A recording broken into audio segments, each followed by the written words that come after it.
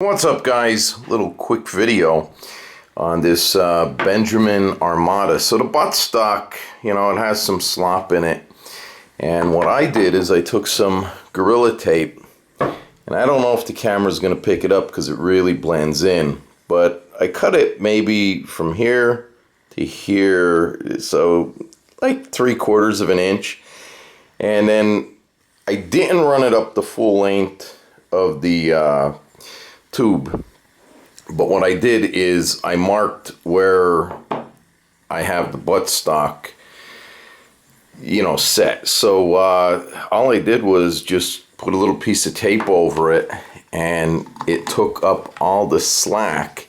You could see how, you know, much tighter that is right there. And try and get this up to where we got it while I had it. Alright, so that's marked there, and then just remove that. Now, no slop, doesn't move up and down or anything.